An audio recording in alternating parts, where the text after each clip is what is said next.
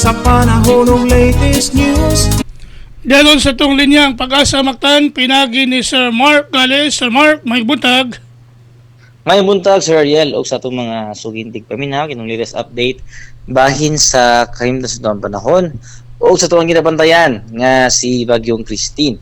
As of 4 a.m., ang sentro ng Tropical Storm Christine, ananimutang around 340 kilometers silangan sa may Infanta, Quezon. Ang maong bagyo adunay maximum sustained winds na mabot sa 85 kilometers per hour dito sa sentro and gustiness mokabat sa 105 kilometers per hour. Liro kini karon pa kasadpan, kasadpan o west-northwestward sa Paskason na 25 kilometers per hour. Base sa latest track and intensity forecast, ang maong bagyo magbutayon mag-erode pa ang kasadpan na sa pakasadpan paduol diha sa may central o may northern Luzon.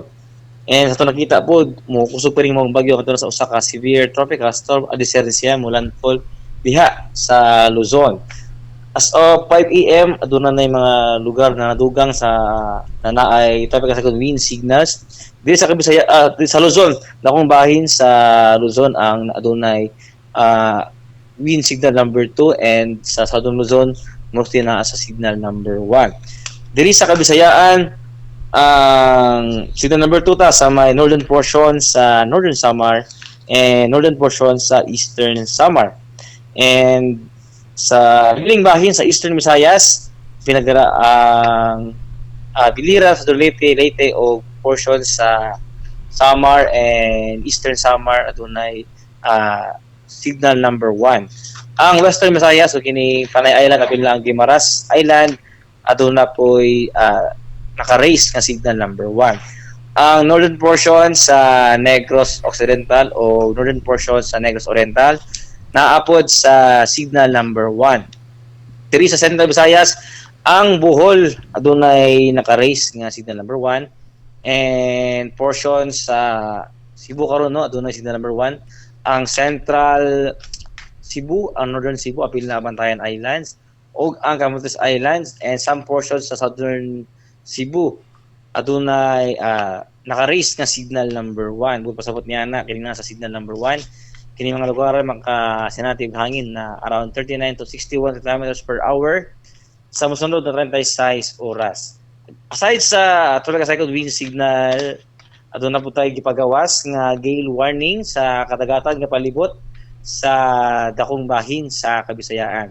Bud pasabot niya na kining mga lagar karon nakapalibot sa Visayas peligro na ilawod tungod sa dagkong balod dala ani amog na aning Bagyong Christine. Atong gawag atong mga kaigsuonan, katong mga mandalayag, katong mga mangista na doon nakikita sa kanang bandagat na kung mahimo di sa tamulawig karon mga panahon na kay peligro gyud ang balod bugna aning Bagyong Christine.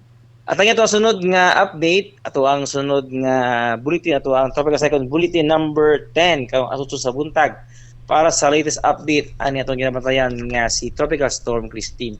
Og dili na ko diri sa buhatan sa DOST Pag-asa Mactan kini si Mark Gales. Maayong buntag ug daghang salamat. Salamat kayo Sir Mark, kayo may buntag sa Pag-asa Mactan. Okay sir, good morning.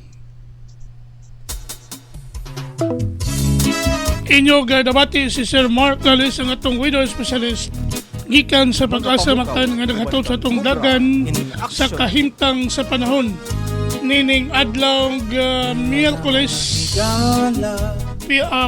Pizza 23 bulan sa Oktubre tuig 2024. Salamat ni Sir Mark Gales o mayong buntag sa Pag-asa Mactan. May pangkauban kang kubra in action. Anaw ka o paminaw sa'yo sa kabuntago.